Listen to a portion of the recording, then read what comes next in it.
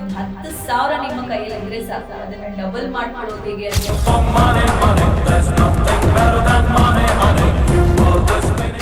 Gold ಅಲ್ಲಿ invest ಮಾಡ್ಬಿಡ್ತೀವಿ, ಅಂದ್ರೆ mutual fund ಅನ್ನ ಯಾಕೆ ಚೂಸ್ ಮಾಡಬೇಕು? ಎಲ್ಲಿ ಇನ್ವೆಸ್ಟ್ ಮಾಡ್ತಾ ಇದೀವಿ ಅನ್ನೋದು ನಮಗೆ ಮ್ಯೂಚುವಲ್ ಫಂಡ್ ಅಲ್ಲಿ ಇನ್ವೆಸ್ಟ್ ಮಾಡುವಂತ ಜನರಿಗೆ ದುಡ್ಡು ಡಬಲ್ ಆಗಿಲ್ಲ ಅಂತ ಪರವಾಗಿಲ್ಲ, ಸೇಫ್ ಆಗಿ ಅಷ್ಟೇ ವಾಪಸ್ ರಿಟರ್ನ್ ಆಗಿ ಸಿಗುತ್ತಾ ಅನ್ನೋಂಥ ಪ್ರಶ್ನೆ ಕೂಡ ಇದೆ. ಇನ್ನೊಂದು 10-20 ವರ್ಷ ಆದ್ಮೇಲೆ ಅದೇ 20,000 ಒಂದು 70-80 ಸಾವಿರ ಆಗಿರೋದು. ನಾವು ಇಲ್ಲಿ ಏನ್ ಮಾಡ್ತೀವಿ, ಉಲ್ಟಾ ಮಾಡ್ತಾ ಇದ್ದೀವಿ. 1 ಗ್ರಾಮ್ ಗೋಲ್ಡ್ ತಗೊಳ್ಳೋಕೆ ಈಗಂತೂ ಸಾಧ್ಯ ಇಲ್ಲ. ಸೊ ಮ್ಯೂಚುವಲ್ ಫಂಡ್ ಮೇಲೆ ಹೇಗೆ ಇನ್ವೆಸ್ಟ್ ಮಾಡಬಹುದು? ಹೊಸ ವರ್ಷ ಪ್ರಾರಂಭ ಆಯ್ತು. ಸೊ ಗೋಲ್ಡ್ ಮೇಲೆ ಇನ್ವೆಸ್ಟ್ ಮಾಡೋದಾ, ಬಿಟ್ಕಾಯಿನ್, ಕ್ರಿಪ್ಟೋ ಕರೆನ್ಸಿನ, ಸಿಲ್ವರ, ಎಲ್ಲ ಕನ್ಫ್ಯೂಷನ್ಸ್ ಅಲ್ಲಿ ಎಲ್ಲರೂ ಕೂಡ ಇರ್ತೀರಿ. ಯಾಕಂದ್ರೆ ಇಯರ್ ಎಂಡ್ ಆಗೋ ಅಷ್ಟರಲ್ಲಿ ನಮ್ಮ ಬಳಿ ಒಂದು ಒಳ್ಳೆ ಅಮೌಂಟ್ ಇರಬೇಕು, ಅದನ್ನ ಎಲ್ಲಾದ್ರೂ ನಿಮ್ಮ ಮನೆ ಕಟ್ಕೊಳ್ಳೋದು ಅಥವಾ ಏನಾದ್ರೂ ಮಾಡುವಂತ ಪ್ಲಾನ್ಸ್ ಎಲ್ರಿಗೂ ಇರುತ್ತೆ.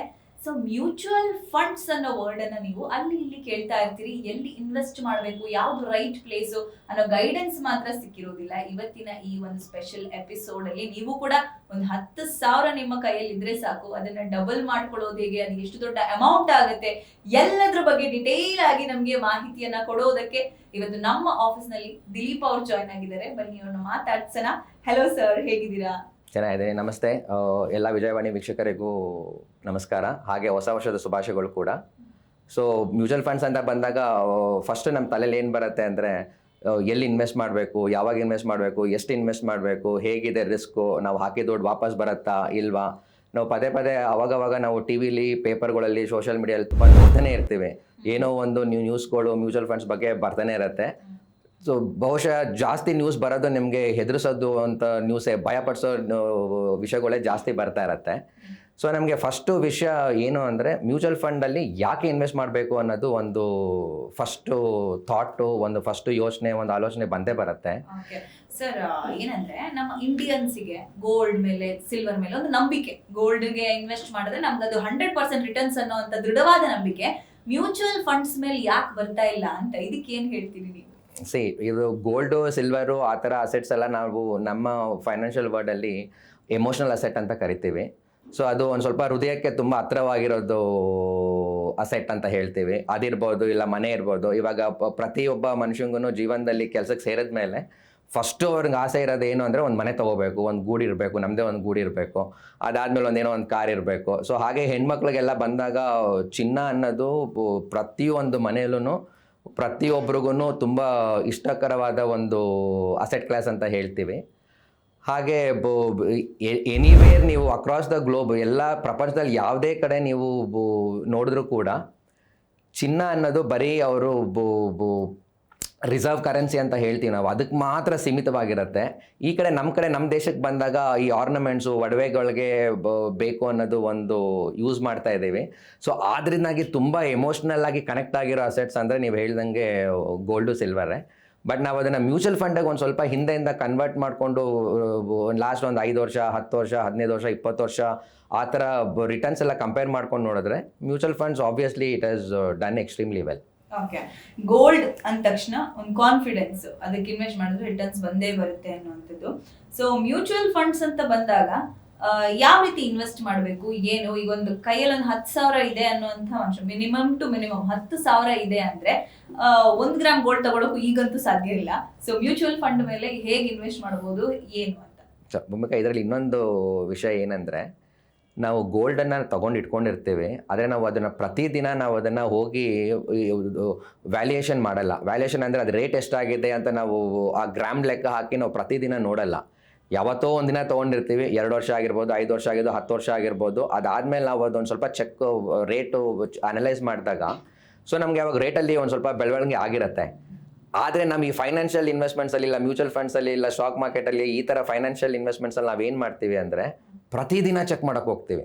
ನಿನ್ನೆ ಇನ್ವೆಸ್ಟ್ ಮಾಡಿರ್ತೀವಿ, ಇವತ್ತು ಏನಾಗಿದೆ ದುಡ್ಡು, ಎಷ್ಟಾಗಿದೆ, ಎಷ್ಟು ಮೇಲೆ ಹೋಗಿದೆ, ಎಷ್ಟು ಕೆಳಗಡೆ ಬಂದಿದೆ ಅಂತ ನೋಡ್ಕೊಂಡು ಬಂದಾಗ ಸೊ ನಾವು ಅದು ತೊಂದರೆಗಳನ್ನ ನಾವು ಅನುಭವಿಸ್ತಾನೆ ಇರ್ತೀವಿ ಶಾರ್ಟ್ ಟರ್ಮಲ್ಲಿ. ಬಟ್ ಇವಾಗಲೂ ಕೂಡ ಲಾಂಗ್ ಟರ್ಮಲ್ಲಿ ನೀವು ಮ್ಯೂಚುವಲ್ ಫಂಡ್ಸಲ್ಲೆಲ್ಲ ನೋಡಿದ್ರೆ it has done extremely well.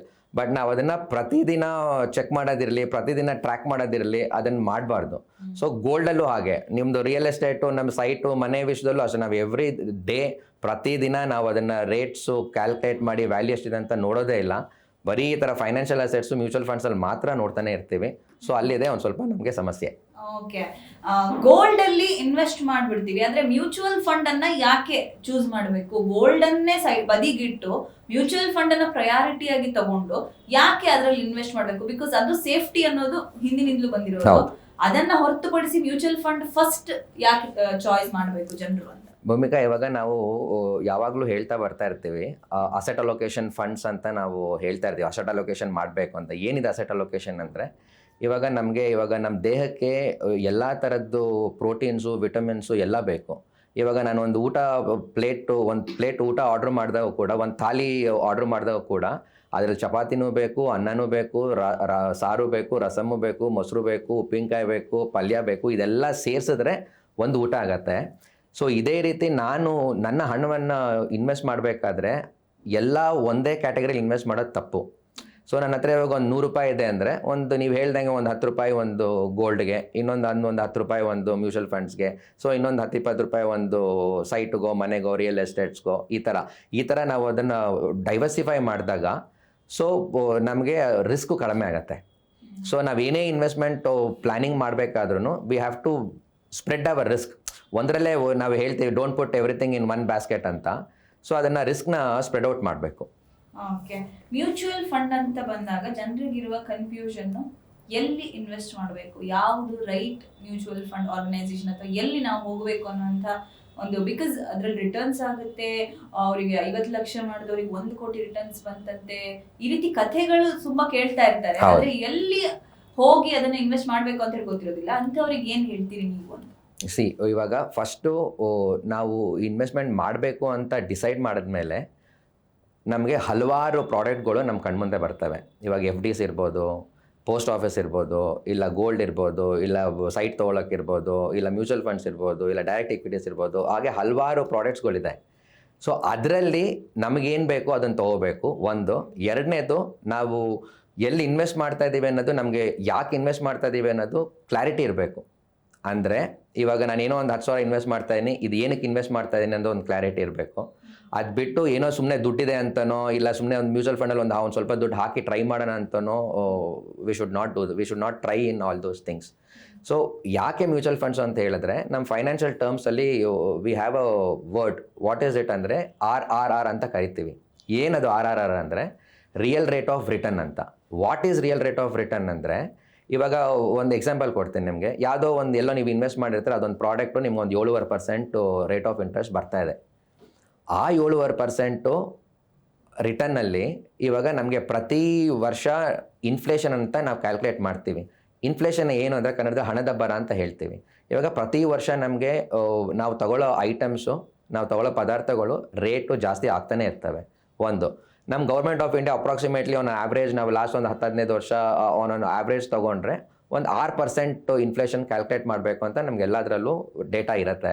So ನನಗೆ ಬಂದಿರೋ 7.5%ಅಲ್ಲಿ 6% ನಾನು ಮೈನಸ್ ಮಾಡಿಬಿಡ್ಬೇಕು. ಮಿಕ್ಕಿರೋದೆಷ್ಟು ಇನ್ನು 1.5% ಇರುತ್ತೆ. ಅದರಲ್ಲಿ ಇವಾಗ ನಾನು ಇನ್ಕಮ್ ಟ್ಯಾಕ್ಸ್ ಕಟ್ಟಬೇಕು.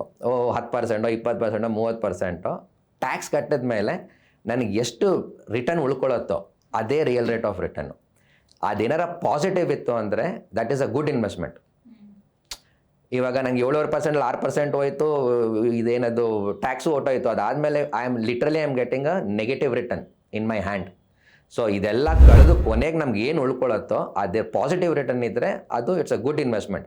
ಅದು ಗೋಲ್ಡರ್ ಆಗಿರ್ಬೋದು, FDs ಆಗಿರ್ಬೋದು, ಪೋಸ್ಟ್ ಆಫೀಸ್ ಆಗಿರ್ಬೋದು, ಮ್ಯೂಚುವಲ್ ಫಂಡ್ಸ್ ಆಗಿರ್ಬೋದು, ಇನ್ನು ಯಾವುದೇ ಇನ್ವೆಸ್ಟ್ಮೆಂಟ್ ಆಗಿರ್ಬೋದು, ಈ ರಿಯಲ್ ರೇಟ್ ಆಫ್ ರಿಟರ್ನನ್ನು ಕ್ಯಾಲ್ಕುಲೇಷನ್ ಮಾಡೋದು ತುಂಬ ಮುಖ್ಯ. ಸೊ ಇದನ್ನು ನಾನು ಮ್ಯೂಚುವಲ್ ಫಂಡಿಗೆ ಕಂಪೇರ್ ಮಾಡಿ ನೋಡಿದಾಗ, ನೀವು ಲಾಸ್ಟ್ 5 ವರ್ಷ ಇರಲಿ, 10 ವರ್ಷ ಇರಲಿ, 15 ವರ್ಷ ಇರಲಿ, 20 ವರ್ಷ ಇರಲಿ, ಯಾವುದೇ ನೀವು ಡ್ಯೂರೇಷನ್ ತೊಗೊಂಡಾಗೂ ಕೂಡ ಇದರಲ್ಲಿ ರಿಯಲ್ ರೇಟ್ ಆಫ್ ರಿಟರ್ನು ಪಾಸಿಟಿವೇ ಇದೆ. ಸೊ ಅದರಿಂದಾಗಿ ಇದೊಂದು ನಮಗೆ ಒಳ್ಳೆ ಸೂಕ್ತ ಇನ್ವೆಸ್ಟ್ ಮಾಡೋಕ್ಕೆ. ಈ ಮ್ಯೂಚುವಲ್ ಫಂಡ್ಸಲ್ಲೂ ಕೂಡ ನೀವು ಹೇಳ್ದಂಗೆ ಏನು ಕೋಟ್ಯಾಂತರ ರೂಪಾಯಿ ದುಡ್ಡು ಹಾಕ್ಬಿಟ್ಟು ಇನ್ವೆಸ್ಟ್ ಮಾಡಬೇಕು ಅಂತ ಏನಿಲ್ಲ.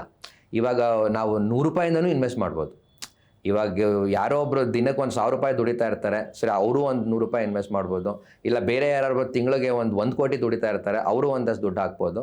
ಸೊ ಈ ಮ್ಯೂಚುವಲ್ ಫಂಡ್ ಅನ್ನೋದು ಇದು ಒಂದೇ ವರ್ಗಕ್ಕೆ ಸೇರಿದಂಥ ಇನ್ವೆಸ್ಟ್ಮೆಂಟ್ ಪ್ಯಾಟರ್ನ್ ಅಲ್ಲ. ಸರ್, ಜಾಸ್ತಿ ಬೇಡ. ಲಾಸ್ಟ್ ಇಯರ್ 2025 ಮ್ಯೂಚುವಲ್ ಫಂಡ್ಸ್ ಈಗ ಒಂದು 10,000 ಅಥವಾ 1 ಲಕ್ಷ ಇನ್ವೆಸ್ಟ್ ಮಾಡಿದವರಿಗೆ ರಿಟರ್ನ್ಸ್ ಯಾವ ರೀತಿ ಸಿಕ್ಕಿದೆ 1 ಇಯರ್ ಆಫ್ ಸ್ಪ್ಯಾನ್ ಅಲ್ಲಿ ಅಂತ? ಇವಾಗ ಭೂಮಿಕಾ, ಇವಾಗ ಏನಾಗುತ್ತೆ ಅಂದರೆ, ಇವಾಗ ನಮ್ಮದು ಇಂಡಿಯನ್ ಮ್ಯೂಚುವಲ್ ಫಂಡ್ ಇಂಡಸ್ಟ್ರಿಲಿ ಮೋರ್ ದೆನ್ 50 ಫಂಡ್ ಹೌಸಸ್ ಇದೆ. ಅಂದರೆ ಕಂಪ್ನಿಗಳು ಹೇಳ್ತಾ ಇರೋದು. ಅದರಲ್ಲಿ ಒಂದು 2,000ಕ್ಕಿಂತ ಮೇಲೆ ಫಂಡ್ಸ್ ಇದೆ. ಇವಾಗ ನೀವು ಇವತ್ತು ಕೂಡ ಏನೋ ಒಂದು ಇನ್ವೆಸ್ಟ್ ಮಾಡಬೇಕು ದಿಲೀಪ್ ನಾನು ಒಂದು ಮ್ಯೂಚುವಲ್ ಫಂಡಲ್ಲಿ ಅಂದರೆ ನಿಮಗೆ ತುಂಬ ಕನ್ಫ್ಯೂಷನ್ಸ್ ಆಗುತ್ತೆ. ಇವಾಗ 50 ಮ್ಯೂಚುವಲ್ ಫಂಡಲ್ಲಿ ಯಾವುದನ್ನು ಸೆಲೆಕ್ಟ್ ಮಾಡಬೇಕು, ಇಲ್ಲ ಒಂದು 2,000 ಸ್ಕೀಮ್ ಇದೆ ಅದರಲ್ಲಿ ಯಾವ್ದು ನಾನು ಸೆಲೆಕ್ಟ್ ಮಾಡಬೇಕು. ಸೊ ಇದೆಲ್ಲ ಗೊಂದಲಗಳಲ್ಲಿ ಬರುತ್ತೆ. ಜನರಲಿ ಇವಾಗ ನಾವು ಏನು ಲಾಸ್ಟ್ 1.5 ಇಯರ್ಸಿಂದ ಏನು ಲಾರ್ಜ್ ಕ್ಯಾಪ್ ಸ್ಪೇಸಲ್ಲಿ ಏನು ನೋಡಿದ್ದೀವಿ, ಲಾರ್ಜ್ ಕ್ಯಾಪ್ ಅಂದರೆ ದೊಡ್ಡ ಬ್ಲೂ ಚಿಪ್ ಕಂಪ್ನೀಸ್ ಅಂತ ಹೇಳ್ತೀವಿ, ದೊಡ್ಡ ದೊಡ್ಡ ಕಂಪ್ನಿಗಳು, ಭಾರತದ ಅತ್ಯಂತ ದೊಡ್ಡ ಟಾಪ್ 50 ಕಂಪ್ನೀಸಲ್ಲಿ. ಸೊ ಅವರು ಇವಾಗ ಟೆಕ್ನಿಕಲಿ ನಮ್ಮ ಮ್ಯೂಚುವಲ್ ಫಂಡ್ಸಲ್ಲೆಲ್ಲ ನೋಡಿದ್ರೆ ಅರೌಂಡ್ ಒಂದು 8 to 10% ಲಾಸ್ಟ್ 1 ವರ್ಷ ಬಂದಿದೆ. ಬಟ್ ನೀವು ಅದು ಹೊರತುಪಡಿಸಿ ತುಂಬ ಲಾಂಗ್ ಟರ್ಮಲ್ಲೆಲ್ಲ ನೋಡಿದೆ ಅಂದರೆ ಇಟ್ ಈಸ್ ಡಬಲ್ ಡಿಜಿಟಲ್ಲೇ ಇದೆ ಭೂಮಿಕಾ.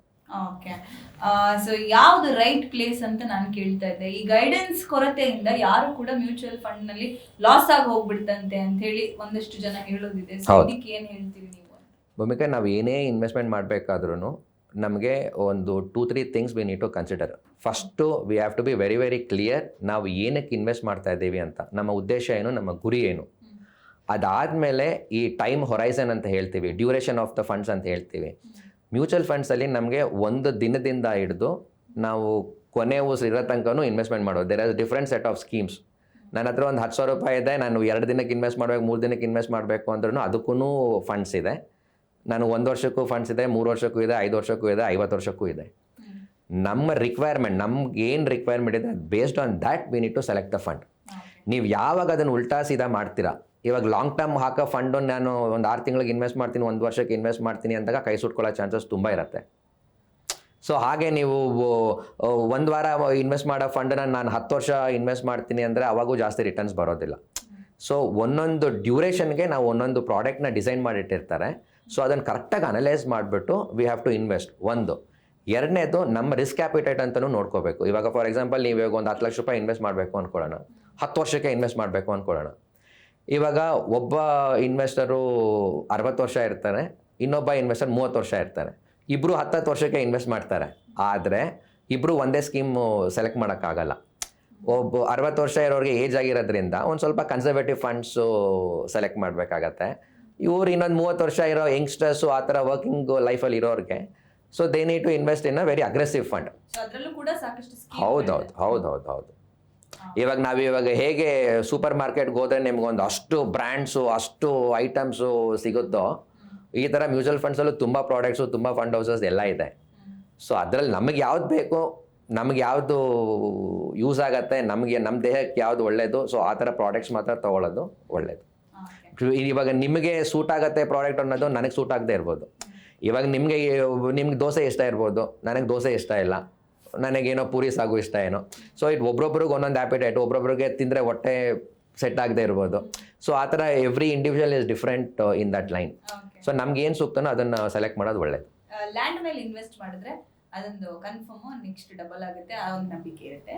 ಮ್ಯೂಚುವಲ್ ಫಂಡ್ ಅಲ್ಲಿ ಇನ್ವೆಸ್ಟ್ ಮಾಡುವಂತ ಜನರಿಗೆ ನಮ್ ದುಡ್ಡು ಡಬಲ್ ಆಗಿಲ್ಲ ಅಂದ್ರೂ ಪರವಾಗಿಲ್ಲ, ಸೇಫ್ ಆಗಿ ಅಷ್ಟೇ ವಾಪಸ್ ರಿಟರ್ನ್ ಆಗಿ ಸಿಗುತ್ತಾ ಅನ್ನೋಂಥ ಪ್ರಶ್ನೆ ಕೂಡ ಇರುತ್ತೆ. ಸೊ ಲಾಸ್ ಆಗೋದಿದೆಯಾ ಮ್ಯೂಚುವಲ್ ಫಂಡ್ ಅಲ್ಲಿ ಇನ್ವೆಸ್ಟ್ ಮಾಡಿದವರಿಗೆ, ಏನು ಹೇಳ್ತೀವಿ? ಭೂಮಿಕಾ, ಇವಾಗ ನಾವು ಇವಾಗ ಗಾಡಿ ಓಡಿಸ್ಕೊಂಡು ಹೋಗ್ತಾ ಇರ್ತೀವಿ. 2 ವೇ ಇದ್ದರೆ it is okay, you are driving in a same as per the traffic rules. 1 ವೇಲ್ ನುಗ್ಗಿದ್ರೆ ಆಕ್ಸಿಡೆಂಟ್ ಆಗೋದು ಖಂಡಿತ. ಫುಟ್ಪಾತ್ ಮೇಲೆ ಓಡಿಸ್ಕೊಂಡು ಈ ರ್ಯಾಶ್ ಡ್ರೈವಿಂಗ್ ಅದೆಲ್ಲ ಮಾಡಿಸ್ಕೊಂಡು, ಇಲ್ಲ 1 ವೇಲ್ ಹೋಗಿ ಲೆಫ್ಟಿಂದ ಓವರ್ಟೇಕ್ ಮಾಡ್ಕೊಂಡು ಅದೆಲ್ಲ ಈ ಥರದ್ದೆಲ್ಲ ಮಾಡ್ಕೊಂಡು ಹೋದರೆ ಡೆಫಿನೆಟಾಗಿ ಆಕ್ಸಿಡೆಂಟ್ ಆಗೇ ಆಗುತ್ತೆ, ಇಂಜುರೀಸ್ ಬಂದೇ ಬರುತ್ತೆ. Same things will apply in mutual funds also. ಇವಾಗ ಮ್ಯೂಚುವಲ್ ಫಂಡ್ಗೆ ಒಂದು ರೂಟು, ಒಂದು ಟೆಕ್ನಿಕ್ಕು, ಒಂದು ಸ್ಟ್ರಾಟಜೀಸು, ಒಂದು ಪ್ರೋಸೆಸ್ಸು ಇರುತ್ತೆ. ಆ ಮುಖಾಂತರ ಹೋದರೆ ನಿಮಗೆ ನಷ್ಟ, ಲಾಸು ಎಲ್ಲ ಏನೂ ಆಗೋದೇ ಇಲ್ಲ. ಒಂದು ಶಾರ್ಟ್ ಟರ್ಮಲ್ಲಿ ವಾಲಟಿಲಿಟಿ ಇರುತ್ತೆ. ಇವಾಗ ನೀವು ಇವತ್ತು ಇನ್ವೆಸ್ಟ್ ಮಾಡ್ತೀರಾ, ಅದೆಲ್ಲ ನೀವು ಹೇಳಿದ್ರೆ ಇನ್ವೆಸ್ಟ್ ಮಾಡಿದೆ 3 ತಿಂಗಳಲ್ಲಿ 4 ತಿಂಗಳಲ್ಲಿ ಒಂದು ಸ್ವಲ್ಪ ನನ್ನ ಇನ್ವೆಸ್ಟ್ಮೆಂಟ್ ನೆಗೆಟಿವ್ ಆಯಿತು ಅನ್ನೋದು ಆಗ್ಬೋದು. I am not telling that. ಇದೆ ನನ್ನ 23 ವರ್ಷದ ಸರ್ವಿಸು ಮ್ಯೂಚುವಲ್ ಫಂಡ್ಸಲ್ಲೇ ಇರೋದ್ರಿಂದ ಸೊ ಈ ಥರ ತುಂಬ ಏರಿಳಿತಗಳನ್ನ ನಾನು ನೋಡ್ಕೊಂಬಂದಿದ್ದೀನಿ. ನಾನು ಮಾರ್ಕೆಟ್ 50% ಬಿದ್ದಿರೋದು ನೋಡಿದ್ದೀನಿ, ಮಾರ್ಕೆಟ್ 70% ರಿಟರ್ನ್ ಕೊಟ್ಟಿರೋದು ನೋಡಿದ್ದೀವಿ. ಸೊ ಇದು ಮಾರ್ಕೆಟ್ ಹೀಗೆ ಮೇಲೆ ಕೆಳಗಡೆ ಆಗ್ತಾ ಇರತ್ತೆ. ಬಟ್ ಇದೆಲ್ಲ ವಾಲಟಿಲಿಟಿ, ಇದೆಲ್ಲ ಏರಿಳಿತಗಳಿರೋದು ಶಾರ್ಟ್ ಟರ್ಮಲ್ಲಿ ಇರುತ್ತೆ. 6 ತಿಂಗಳು, 3 ತಿಂಗಳು, 1 ವರ್ಷ, 2 ವರ್ಷ, ಆ ರೇಂಜಲ್ಲಿ.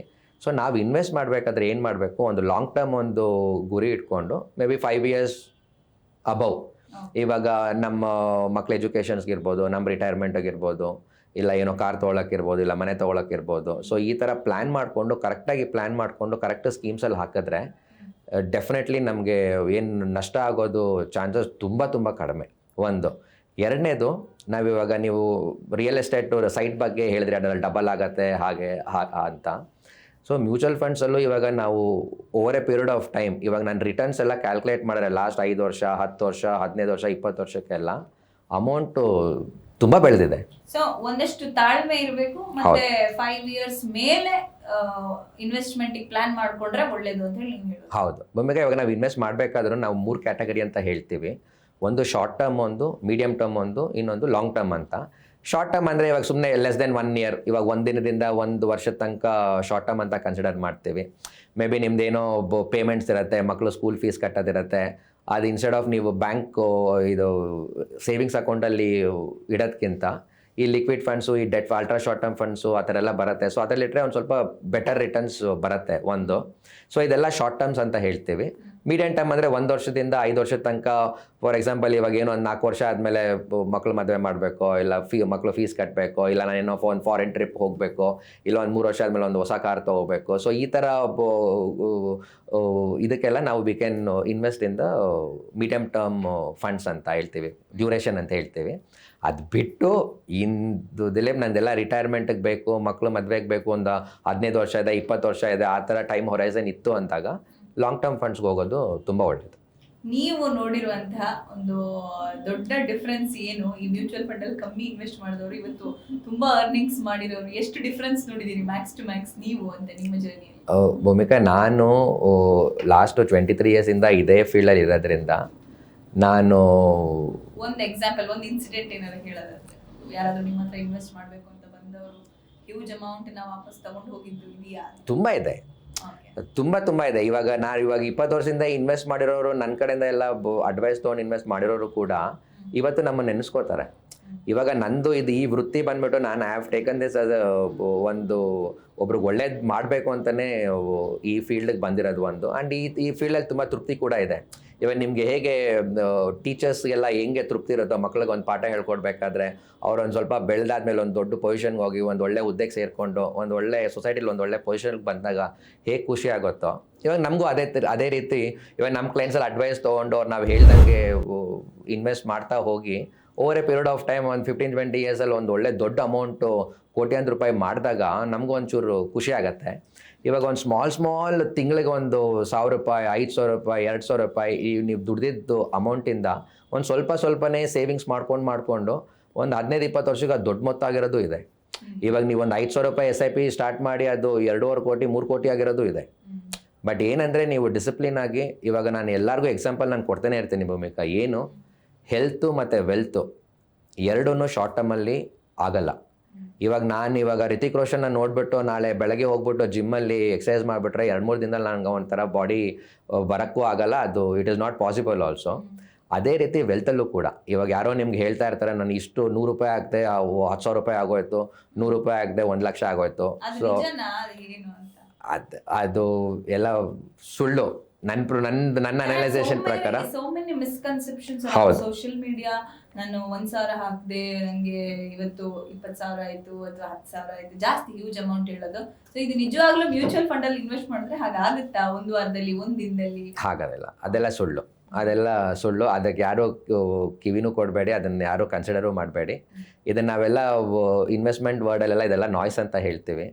ಒಂದಷ್ಟು ಜನ ಏನೋ ಹೇಳ್ತಾ ಇರ್ತಾರೆ. ಅವರು ಇವಾಗ ಹೇಗಂದರೆ, ಇವಾಗ ಅವರು ಗಾಡಿ ಸರಿಗೆ ಓಡಿಸಿ ಆಕ್ಸಿಡೆಂಟ್ ಮಾಡ್ಕೊಂಡು ಆ ಗಾಡಿನೇ ಸರಿ ಇಲ್ಲ ಅಂತ ಹೇಳೋದು ತಪ್ಪೋದು. ಸೊ ಗಾಡಿ ಸರಿಗೆ ಓಡಿಸಿ ಎಲ್ಲರೂ ಓಡಿಸ್ತಾ ಇರ್ತಾರೆ, ಅವ್ರು ಸರಿಗೆ ಓಡಿಸಿರಲ್ಲ.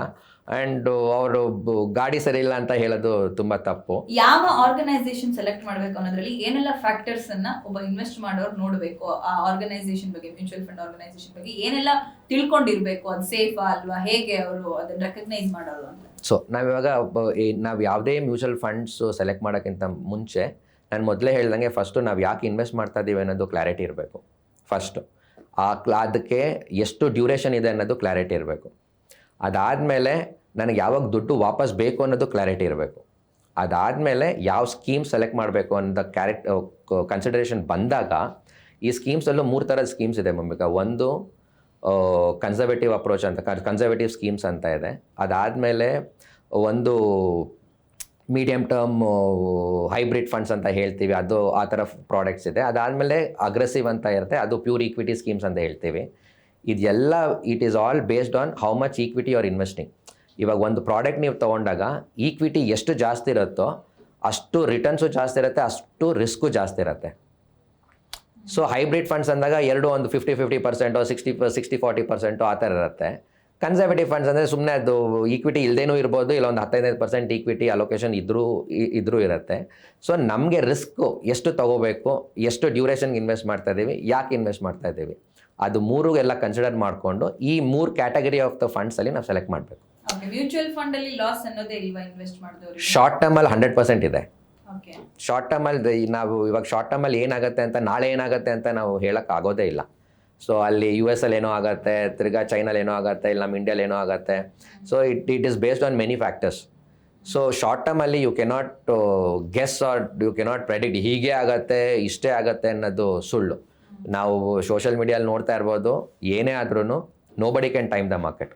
ನಾನು ಮಾರ್ಕೆಟ್ ಕೆಳಗಡೆ ಬಿದ್ದಾಗೇನೆ ಇನ್ವೆಸ್ಟ್ ಮಾಡ್ತೀನಿ, ನಾನು ಮಾರ್ಕೆಟ್ ಮೇಲೋದಾಗೇನೆ ದುಡ್ಡನ್ನ ವಾಪಸ್ ತೊಗೊತೀನಿ, ಅದು ಸುಳ್ಳು. ಸೊ ಶಾರ್ಟ್ ಟರ್ಮಲ್ಲಿ ವಾಲಟಿಲಿಟಿ ಏರಿಳಿ ತಗೊಳ್ಳಿ ಇದ್ದೇ ಇರ್ತವೆ. ಸೊ ಲಾಂಗ್ ಟರ್ಮಲ್ಲಿ ನಮ್ಗೆ ಒಳ್ಳೆ ಬೆನಿಫಿಟ್ ಬಂದೇ ಬರುತ್ತೆ ಭೂಮಿಕಾ. ಇವಾಗ ನಾನು ಯಾವಾಗಲೂ ಹೇಳ್ತಾ ಇರ್ತೀನಿ, ಇವಾಗ ನಮಗೇನೋ ನೆಗಡಿ ಬಂತಂತ ಮೂಗು ಕುಯ್ಕೊಳ್ಳೋಕ್ಕಾಗಲ್ಲ. We need to live with it. ಇವಾಗ ನೆಗಡಿ, ಕೆಮ್ಮು ಇದೆಲ್ಲ ನಮ್ಮ ದೇಹಕ್ಕೆ ಸರ್ವೇ ಸಾಮಾನ್ಯ. ಅದೇ ರೀತಿ ಕೂಡ ಮಾರ್ಕೆಟ್ನಲ್ಲೂ ಏರಿಳಿತಗಳು ತುಂಬ ಕಾಮನ್ನು. ಇವಾಗ 20 ವರ್ಷದಲ್ಲಿ ತುಂಬ ಮಾರ್ಕೆಟ್ ಮೇಲೋಗಿದೆ, ತುಂಬ ಮಾರ್ಕೆಟ್ ಬಿದ್ದಿದೆ, ಅದೆಲ್ಲ ಆದರೂ ಕೂಡ market has given so much of return. ಇವಾಗ ನಾನು ಲಾಸ್ಟ್ 15-20 ವರ್ಷ ಪರ್ಫಾರ್ಮೆನ್ಸ್ ಎಲ್ಲ ನೋಡಿದ್ರು it has given more than 13, 14, 15, 16% ತನಕನೂ ಬಂದಿದೆ. ನಾನು ಹೇಳ್ತಾ ಇದ್ದೆ year on year. Okay, so stock market king ಅಂತಾನೆ ವ್ಯಾರನ್ ಬಫೆಟ್ ಅವ್ರನ್ನ ಕರೀತಾರೆ. ನಮ್ಮ ಇಂಡಿಯನ್ಸು ಹ್ಯೂಜ್ ಅಮೌಂಟ್ನ ಗೋಲ್ಡ್ ಮೇಲೆ ಇನ್ವೆಸ್ಟ್ ಮಾಡ್ತಾರೆ. ಆದರೆ ಅವ್ರು ಹೇಳ್ತಾರೆ, ನನ್ನ ಬಳಿ 1 ತೊಲ ಕೂಡ ಚಿನ್ನ ಇಲ್ಲ, ನಾನು ಚಿನ್ನದ ಮೇಲೆ ಇನ್ವೆಸ್ಟ್ ಮಾಡೋದೇ ವೇಸ್ಟ್ ಅಂತ ಹೇಳಿ ಅವರ ಅಭಿಪ್ರಾಯ. ಸೊ ಈ ಹ್ಯೂಜ್ ನಂಬರಲ್ಲಿ ಗೋಲ್ಡ್ ಮೇಲೆ ಇನ್ವೆಸ್ಟ್ ಮಾಡ್ತಾ ಇರೋರಿಗೆ ಏನು ಹೇಳ್ತೀರಿ? ಜೊತೆಗೆ ಅವರ ಸ್ಟೇಟ್ಮೆಂಟ್ ಬಗ್ಗೆ ನಿಮ್ಗೆ ಏನು ಅನ್ಸುತ್ತೆ? C, Warren Buffett is a Guru for all the people across the world. ಯಾರೇ ಇವಾಗ ಇನ್ವೆಸ್ಟ್ಮೆಂಟ್ಸ್ ಅಂತ ಬಂತು ಅಂದ್ರೂ ಫಸ್ಟ್ ಅವ್ರಿಗೆ ತಲೆಗೆ ಬರೋದು ವಾರೆನ್ ಬಫೆನೇ. ಸೊ ಅವರು ತುಂಬ ಚಿಕ್ಕ ವಯಸ್ಸಿಂದ ಪೇಪರ್ ಹಾಕ್ಕೊಂಡು ಆ ರೇಂಜಲ್ಲಿ ಚಿಕ್ಕ ವಯಸ್ಸಿಂದನೇ ಅವರು ಸ್ಟಾಕ್ಸ್ನ ತೊಗೊಂಡು ಈಕ್ವಿಟೀಸ್ನ ಇನ್ವೆಸ್ಟ್ ಮಾಡಿ ಈ is become very very big. So ಒಂದು. ಎರಡನೇದು, ನಾವು ಗೋಲ್ಡ್ ಅಂತ ಬಂದಾಗ ನಾನು ಆವಾಗಲೇ ಹೇಳ್ದಂಗೆ ಇಟ್ಸ್ ಅನ್ ಎಮೋಷನಲ್ ಅಸೆಟ್.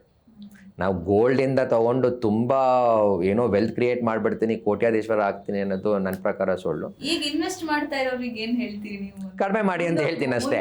ಮುಂದೊಂದು ದಿನ ಸೊ ಯಾವ ರೀತಿ ಚೇಂಜ್ ಆಗಬಹುದು ಅಂತ, ಇನ್ನೊಂದು 20 years ಅಥವಾ 30 years ನಂತರ ಹೇಗಿರ್ಬೋದು ಅಂತ? ಭೂಮಿಕಾ, ಇವಾಗ ನೋಡಿ, ನಿಮ್ಮನೇಲೆ ನೀವು ಒಂದು ಸ್ವಲ್ಪ ಯೋಚನೆ ಮಾಡಿ ನೋಡಿ. ಇವಾಗ ನಿಮ್ಮ ತಾತ ಅಜ್ಜಿ ಇಲ್ಲ ನಿಮ್ಮ ತಂದೆ ತಾಯಿ ಹಾಕೊಳ್ತಾರೋ ಗೋಲ್ಡು ನಿಮಗೆ ಇಷ್ಟ ಆಗದೆ ಇರ್ಬೋದು. ಇವಾಗ ಮೊದಲೆಲ್ಲ ಅಂದರೆ ನೆಕ್ಲೆಸ್ಸು ಅದು ಇದೆಲ್ಲ ಹಾಕ್ಕೊಂಡು ಒಂಥರ ಫುಲ್ಲು ಡೆಕೋರೇಟಿವ್ ಆಗಿ ಬರೋರು ಎಲ್ಲ ಹೊರಗಡೆ. ಬಟ್ ಇವಾಗ ಅದೆಲ್ಲ ಒಂದು ಸ್ವಲ್ಪ ಟ್ರೆಂಡು ಕಡಿಮೆ ಆಗ್ತಾ ಇದೆ. ಸೊ ಇವಾಗ ಏನಂದರೆ ಮೊದಲು ಅದೊಂದು ಟ್ರೆಂಡ್ ಇತ್ತು, ಹೆಣ್ಮಕ್ಳು ಆಯಿತು ಅಂದರೆ ನೀವು ಫಸ್ಟ್ ಹೋಗಿ ಚಿನ್ನ ತೊಗೊಂಬಿಡ್ಬೇಕು, ಅವ್ರ ಮಗಳ ಮದುವೆಗೆ ನಾವು ಸೇವ್ ಮಾಡಬೇಕು, ಗೋಲ್ಡ್ ತೊಗೋಬೇಕು ಅನ್ನೋದು ಫಸ್ಟು ಇತ್ತು. ಇವಾಗ ಒಂದು ಸ್ವಲ್ಪ ಹೋಗ್ತಾ ಕಡಿಮೆ ಆಗ್ತಿದೆ. ಬಟ್ ಅದು ಬಿಟ್ಟು ಕೂಡ ಇವಾಗ ಪ್ರತಿ ಮನೇಲೂ ನಾವು ಇವಾಗ ಗೋಲ್ಡ್ ಎಷ್ಟಿದೆ ಅಂತ ನೋಡ್ತು ಅಂದರೆ ಎಲ್ಲರ ಮನೇಲೂ ಚಿನ್ನ ಇದ್ದೇ ಇದೆ. ಬಟ್ ಎಲ್ಲರ ಮನೇಲೂ ಮ್ಯೂಚುವಲ್ ಫಂಡ್ ಇನ್ವೆಸ್ಟ್ಮೆಂಟ್ಸ್ ಇದೆಯಾ? ಇಲ್ಲ. ಇವತ್ತು ನಾನು ನೋಡಿದ್ರೆ ಒಂದು 6-8% of the Indian population is only invested in mutual funds. ಇನ್ನೂ 90% ಮೇಲೆ ಇನ್ನೂ ಮ್ಯೂಚುವಲ್ ಫಂಡ್ಸಲ್ಲಿ ಇನ್ವೆಸ್ಟ್ ಮಾಡೇ ಇಲ್ಲ. ಇದೇ ನಾನು ಬೇರೆ ದೊಡ್ಡ ಡೆವಲಪ್ ಕಂಟ್ರಿ ಕಂಪೇರ್ ಮಾಡಿದ್ರೆ 70, 80, 90% ತನಕನೂ ಇನ್ವೆಸ್ಟ್ ಮಾಡಿದ್ದಾರೆ ಮ್ಯೂಚುವಲ್ ಫಂಡ್ಸಲ್ಲಿ. ಸೊ ನಮಗೆ ಆ ಅರಿವು ಇನ್ನೊಂದು ಸ್ವಲ್ಪ ಬೇಕು ಅನಿಸುತ್ತೆ ಭೂಮಿಕಾ. ಇನ್ನೊಂದು ಏನಂದರೆ, ಬೇರೆಯವ್ರಿಗೆ ನಮ್ಮ ದೇಶದ ಮೇಲಿರೋ ನಂಬಿಕೆ ನಮ್ಮ ಭಾರತೀಯರಿಗೆ ನಮ್ಮ ದೇಶದ ಮೇಲೆ ಇಲ್ಲ, ಅರಿವಿಲ್ಲ. ಇವಾಗ ಎಲ್ಲೋ ಯಾರೋ ಫಾರಿನಲ್ಲಿರೋರು ಕೂತ್ಕೊಂಡು ಸಾವಿರಾರು ಕೋಟಿ, ಲಕ್ಷಾಂತರ ಕೋಟಿ ನಮ್ಮ ದೇಶದ ಮೇಲೆ ಇನ್ವೆಸ್ಟ್ ಮಾಡ್ತಾ ಇದ್ದಾರೆ. ಬಟ್ ನಾವು ಇಲ್ಲಿರೋರೇ ಮಾಡ್ತಾ ಇಲ್ಲ. ಸೊ ಅದೊಂದು ಸ್ವಲ್ಪ ಇನ್ನೊಂದು ಸ್ವಲ್ಪ ಅದು ಬರಬೇಕು, ಚೇಂಜ್ ಓವರ್ ಆಗಬೇಕು. ಸೊ ಇವಾಗ ಒಂದು ಸ್ವಲ್ಪ ಎಲ್ಲ ಇದು ರೊಟೀನ್ ಟ್ರೆಡಿಷ್ನಲ್ ಇನ್ವೆಸ್ಟ್ಮೆಂಟ್ಸ್ ಏನು ಮಾಡ್ತಾಯಿದ್ರು ಮೊದಲು, ಈ FDಸು, ಪೋಸ್ಟ್ ಆಫೀಸು, ಅದೆಲ್ಲ ಒಂದು ಸ್ವಲ್ಪ ಕಂಪೇರೇಟಿವ್ಲಿ ಮೊದಲಿಗಿಂತ ಇವಾಗ ಕಡಿಮೆ ಆಗ್ತಿದೆ. ಇವಾಗ ಹೊಸ ಜನ್ರೇಷನ್ ಏನು ಬರ್ತಾ ಇದ್ದಾರೆ, ಅವರು ಇವಾಗ ಈಕ್ವಿಟೀಸು, ಮ್ಯೂಚುವಲ್ ಫಂಡ್ಸ್ಗೆ ಒಂದು ಸ್ವಲ್ಪ ಈ ಕಡೆ ಒಲವು ತೋರ್ತಾ ಇದ್ದಾರೆ. ಆ್ಯಂಡ್ ಅವ್ರು ದುಡ್ಡು ಮಾಡ್ತಾ ಇದ್ದಾರೆ ಕೂಡ. ಬಟ್ ಅದೇ ಒಂದು ಸ್ವಲ್ಪ ಕರೆಕ್ಟ್ ಗೈಡೆನ್ಸಿಂದ ಮಾಡ್ತು ಅಂದರೆ ಡೆಫಿನೆಟ್ಟಾಗಿ ನಮ್ಗೆ ದುಡ್ಡು ಆಗೇ ಆಗುತ್ತೆ. ನಾನು ಇವಾಗ ಹೊಸದಾಗಿ ಕೆಲಸಕ್ಕೆ ಸೇರ್ಕೊಂಡಿದ್ದೀನಿ, ನನ್ನ ಹತ್ರ ಒಂದು 5,000 10,000 ಸೇವಿಂಗ್ಸ್ ಆಗ್ತಾ ಇದೆ ಅಂದರೆ ನನ್ನ ಫಿನಾನ್ಷಿಯಲ್ ಪ್ಲಾನಿಂಗ್ ಹೇಗಿರಬೇಕು, ಸೊ ನಾನು ಎಲ್ಲಿ ಇನ್ವೆಸ್ಟ್ ಮಾಡಬೇಕು, ನನಗೆ ಒಂದು ಐಡಿಯಾ ಕೊಡೋದಾದ್ರೆ ಏನು ಹೇಳ್ತೀವಿ? ಓಕೆ, ಭೂಮಿಕಾ ಒಳ್ಳೆ ಪ್ರಶ್ನೆ ಕೇಳಿದ್ರಿ. ಇವಾಗ ನೀವು ಜನರಲಾಗಿ ನಾವೇನು ಮಾಡ್ತೀವಿ ಅಂದರೆ, ಇವಾಗ ನಾವು ಒಂದು 100 ರೂಪಾಯಿ ದುಡಿತಾ ಇದ್ದೀವಿ ಅಂದರೆ ಫಸ್ಟು ನಾವೆಲ್ಲ ಖರ್ಚು ಮಾಡಿಬಿಡ್ತೀವಿ. ಇನ್ನು ಮಿಕ್ಕಿದ ದುಡ್ಡಲ್ಲಿ ನಾವು ಸೇವಿಂಗ್ಸ್ ಮಾಡೋಕ್ಕೆ ಇಲ್ಲ ಇನ್ವೆಸ್ಟ್ ಮಾಡೋಕ್ಕೆ ಯೋಚನೆ ಮಾಡ್ತೀವಿ. ಆ್ಯಕ್ಚುಲಿ ಅದು ತಪ್ಪು. ಇವಾಗ ನಮ್ಮ ಜೀವನ ಕೂಡ ಒಂದು ಪಿಕ್ಚರ್ ಇದ್ದಂಗೆ. ನಾವು ಫಸ್ಟ್ ಹಾಫು ತುಂಬ ಕಾಮಿಡಿಯಾಗಿ ಧೂಮ್ಧಾಮಾಗಿ ಖರ್ಚು ಮಾಡಿಕೊಂಡ್ರೆ ಸೆಕೆಂಡ್ ಹಾಫಲ್ಲಿ ತುಂಬ ಟ್ರ್ಯಾಜಿಡಿ ಆಗಿರುತ್ತೆ. ಸೊ ಅದನ್ನೇ ಫಸ್ಟು ಹಾಫಲ್ಲಿ ನಾವು ನೀಟಾಗೆ ಪ್ಲ್ಯಾನ್ ಮಾಡಿಬಿಟ್ಟು ನಮ್ಮ ಖರ್ಚು ವೆಚ್ಚಗಳೆಲ್ಲ ಕರೆಕ್ಟಾಗಿ ಲಿಮಿಟಾಗಿ ಎಷ್ಟು ಮಾಡಬೇಕೋ ಅಷ್ಟು ಮಾಡ್ಕೊಂಡು ಇನ್ವೆಸ್ಟ್ ಮಾಡಿದ್ರೆ ಸೆಕೆಂಡ್ ಹಾಫು ನಮ್ಮದು ತುಂಬ ಚೆನ್ನಾಗಿರುತ್ತೆ. ಸೊ ನೀವು ಹೇಳ್ದಂಗೆ ಇವಾಗ ನಾವು ಫಸ್ಟು ಸಂಬಳ ಬಂದಿದ್ದಂಗೆ ಬರ್ತಾ ಇರೋಂಗೆ ಫಸ್ಟು ಎಷ್ಟು ಬೇಕು ನಮಗೆ ಫ್ಯೂಚರ್ಗೆ ಅಂತ ಇನ್ವೆಸ್ಟು ಎಷ್ಟು ಮಾಡಬೇಕು ಅಂತ ಕ್ಯಾಲ್ಕುಲೇಟ್ ಮಾಡಿಕೊಂಡು ಫಸ್ಟು ಇನ್ವೆಸ್ಟ್ ಮಾಡಿ ಮಿಕ್ಕಿದ ಅಮೌಂಟಲ್ಲಿ ನಾವು ಖರ್ಚು ಮಾಡಬೇಕು. ನಾವು ಇಲ್ಲೇನು ಮಾಡ್ತೀವಿ, ಉಲ್ಟಾ ಮಾಡ್ತಾಯಿದ್ದೀವಿ. ಫಸ್ಟು ಖರ್ಚು ಮಾಡಿಬಿಟ್ಟು ಮಿಕ್ಕಿದ್ದು ಇನ್ವೆಸ್ಟ್ ಮಾಡ್ತಾಯಿದ್ದೀವಿ. ಅದು ಮಾಡಬಾರ್ದು. ಫಸ್ಟು ಸೇವಿಂಗ್ಸ್ ಮಾಡಿ ಮಿಕ್ಕಿದ್ದು ಉಳಿದಿದ್ದ ಹಣದಲ್ಲಿ ನಾವು ಎಕ್ಸ್ಪೆನ್ಸ್ ಮಾಡ್ಕೊಂಡು ಹೋಗಬೇಕು ಒಂದು. ಅದಾದಮೇಲೆ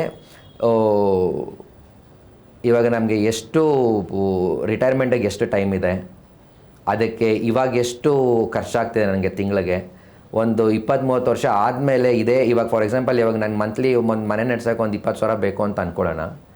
ಇನ್ನೊಂದು 10-20 ವರ್ಷ ಆದಮೇಲೆ ಅದೇ 20,000 ಒಂದು 70-80,000 ಆಗಿರುತ್ತೆ. ಸೊ ನನ್ನ ಸಂಬಳ ನಿಂತೋದಾಗ 70-80,000 ಪ್ರತಿ ತಿಂಗಳು ಹೇಗೆ ನಾನು ಅರೇಂಜ್ ಮಾಡ್ಕೊಂಡು ನಾನು ಜೀವನ ಮಾಡಬೇಕು, ಸೊ ಅವಾಗ ಎಷ್ಟು ನನಗೆ ದುಡ್ಡು ವೆಲ್ತ್ ಕ್ರಿಯೇಟ್ ಮಾಡಿರಬೇಕು ಅಂತ ನೋಡಿಕೊಂಡು ಇವಾಗ ನಾವು ಇನ್ವೆಸ್ಟ್ಮೆಂಟ್ ಸ್ಟಾರ್ಟ್ ಮಾಡಬೇಕು. ಇಲ್ಲಾಂದರೆ ನಾವು ಕ್ಲಾರಿಟಿ ಇಲ್ಲದೆ ನಾವು ಸುಮ್ಮನೆ ಏನೋ ಇನ್ವೆಸ್ಟ್ ಮಾಡ್ತೀವಿ, ಒಂದು 5,000-10,000 ಇನ್ವೆಸ್ಟ್ ಮಾಡ್ತೀನಿ ಅಂದರೆ we will not get a clarity. ನಾವು ಈ ಫೈನಾನ್ಷಿಯಲ್ ಪ್ಲಾನಿಂಗಲ್ಲಿ ಮೇನ್ ರೂಲ್ ಅಂತ ಏನು ಹೇಳ್ತೀವಿ ಅಂದರೆ ಫಸ್ಟು ಒಂದು 6 ತಿಂಗಳದೋ ಒಂದು ವರ್ಷದ್ದೋ ಒಂದು ಎಮರ್ಜೆನ್ಸಿ ಫಂಡ್ ಅಂತ ನಾವು ಇನ್ವೆಸ್ಟ್ ಮಾಡಬೇಕು. ಫಾರ್ ಎಕ್ಸಾಂಪಲ್ ಇವಾಗ ಏನೋ ಒಂದು ಕಷ್ಟ ಬಂತು, ನಾಳೆ ಏನೋ ಒಂದು ಆಯಿತು, ಬೇರೆಯವ್ರ ಹತ್ರ ಯಾರ ಹತ್ರನೂ ಹೋಗಿ ಕೈಯೊಡ್ಡೋ ಪರಿಸ್ಥಿತಿ ಯಾರಿಗೂ ಬರಬಾರ್ದು. ಇವಾಗ ಯಾರಿಗೂ ಕೇಳಿ, ಏನು ಫ್ರೆಂಡ್ಸಿಗೆ ಕೇಳಬೇಕು, ರಿಲೇಟಿವ್ಸಲ್ಲಿ ಕೇಳಬೇಕು, ಅಪ್ಪ ಅಮ್ಮಂಗೆ ಕೇಳಬೇಕು, ಇಲ್ಲ ಅಣ್ಣ ತಂಗಿ ಆ ಥರ ಇರೋರು ಕೇಳೋಕ್ಕಿಂತ ನಮಗೆ ಮೊದಲೇ ಖರ್ಚು ಮಾಡೋಕ್ಕಿಂತ ಮೊದಲೇ ಒಂದು ಸ್ವಲ್ಪ ದುಡ್ಡು, ಒಂದು 6 ತಿಂಗಳು ಒಂದು 2 ಲಕ್ಷ ನಮ್ಮ ರಿಕ್ವೈರ್ಮೆಂಟ್ ಪ್ರಕಾರ ಒಂದು ಎಮರ್ಜೆನ್ಸಿ ಫಂಡ್ ಅಂತ ಮಾಡಿ ಸೈಡಲ್ಲಿ ಇಟ್ಕೊಂಬಿಡ್ಬೇಕು. ಅದಾದಮೇಲೆ ಮಿಕ್ಕಿದ ದುಡ್ಡು ಇನ್ವೆಸ್ಟ್ಮೆಂಟ್ ಮಾಡಿಕೊಂಡು ಹೋಗಬೇಕು. ಇವಾಗ ತಿಂಗಳಿಗೆ ಒಂದು 50,000 ಸಂಬಳ ತಗೋತಾ ಇದ್ದಾರೆ, ಇನ್ ಕೇಸ್ ಒಂದು 10-20,000 ಸೇವ್ ಆಗ್ತಾ ಇದೆ. ಆ 20,000 ಅನ್ನ ಫುಲ್ ಇಯರ್ಲಿ ಪ್ಲಾನಿಂಗ್ ಮಾಡ್ಕೊಳ್ಳೋದು ಹೇಗೆ, ಜೊತೆಗೆ ಇಯರ್ ಎಂಡ್ ಆಗೋ ಟೈಮಲ್ಲಿ ಎಲ್ಲರೂ ಈಗಿರುವ ಮೈಂಡ್ ಸೆಟ್ ಏನಂದ್ರೆ ನಮಗೆ ಇವತ್ತು ಇನ್ವೆಸ್ಟ್ ಮಾಡಿದ್ರೆ ನಾಳೆ ರಿಟರ್ನ್ ಬರುತ್ತಾ ಚೆಕ್ ಮಾಡೋರು, ಡೈಲಿ ನೋಡ್ತಾ ಇರೋರು ಇದ್ದಾರೆ. ಸೊ ಈ ಯಂಗ್ ಜನರೇಷನ್ಗೆ ನೀವು ಒಂದು 20,000 ಸೇವಿಂಗ್ಸ್ ಎವ್ರಿ ಮಂತ್ ಇದ್ರೆ ಸೊ ಅವ್ರು ಯಾವ ರೀತಿ ರಿಟರ್ನ್ಸ್ ನೋಡ್ಬೋದು, ಏನು ಹೇಳ್ತೀರಿ? ಓಕೆ ಭೂಮಿಕಾ, ಫಸ್ಟು ನಾನು ಆವಾಗಲೇ ಹೇಳ್ದಂಗೆ ನಾವು ಎಷ್ಟು ದುಡಿತಾ ಇದ್ದೀವಿ ಅದರಲ್ಲಿ ಫಸ್ಟು 30-40% ನಾವು ಇನ್ವೆಸ್ಟ್ ಮಾಡಲೇಬೇಕು. ಇವಾಗ ನಾವು 100 ರೂಪಾಯಿ ದುಡಿತಾ ಇದ್ದೀನಿ ಅಂದರೆ 30-40 ರೂಪಾಯಿ ನಾನು ಸೇವಿಂಗ್ಸು ಇನ್ವೆಸ್ಟ್ಮೆಂಟು ಮಾಡಲೇಬೇಕು. ಮಿಕ್ಕಿದ 60-70 ರೂಪಾಯಲ್ಲಿ ನೀವು ಹೌಸಿಂಗ್ ಲೋನ್ ಕಟ್ತೀರಾ, ಕಾರ್ ಲೋನ್ ಕಟ್ತೀರಾ, ನಿಮ್ಮ ಮನೆ ಡೇ ಟು ಡೇ ಎಕ್ಸ್ಪೆನ್ಸಸ್ ನೋಡ್ಕೊತೀರಾ, ಅದು ನಿಮಗೆ ಬಿಟ್ಟಿದ್ದು. ಬಟ್ 30-40% ಇನ್ವೆಸ್ಟ್ ಮಾಡಲೇಬೇಕು. ಸೊ ಆ 30-40% ಏನು ಇನ್ವೆಸ್ಟ್ ಮಾಡ್ತೀವಿ ಅದನ್ನು ನಾವು ಪ್ರತಿ ತಿಂಗಳು ಮ್ಯೂಚುವಲ್ ಫಂಡ್ಸಲ್ಲಿ ಇನ್ವೆಸ್ಟ್ ಮಾಡ್ಕೊಂಡು ಹೋಗ್ತಾ ಇದ್ದರೆ ಮೋಸ್ಟ್ ಪ್ರಾಬಬ್ಲಿ ಒಂದು 25 ವರ್ಷ, 30 ವರ್ಷ, 40 ವರ್ಷದಲ್ಲಿ ನಿಮ್ಗೊಂದು ದೊಡ್ಡ ಅಮೌಂಟ್ ಆಗುತ್ತೆ. ನಾನು ಅದೇ ಆವಾಗಲೇ ಎಕ್ಸಾಂಪಲ್ ನಿಮ್ಗೆ ಏನು ಕೊಟ್ಟಿದ್ದೆ, ಒಂದು 5,000 ರೂಪಾಯಿ SIP ಸ್ಟಾರ್ಟ್ ಮಾಡಿದ್ರು ಕೂಡ ಒಂದು 25-35 ವರ್ಷಕ್ಕೆ ಒಂದು 10-12% ರಿಟರ್ನ್ ಕೊಟ್ಟರು ಕೂಡ 2.5 ಕೋಟಿ 3 ಕೋಟಿ ಆಗ್ಬಿಡುತ್ತೆ ಭೂಮಿಕಾ.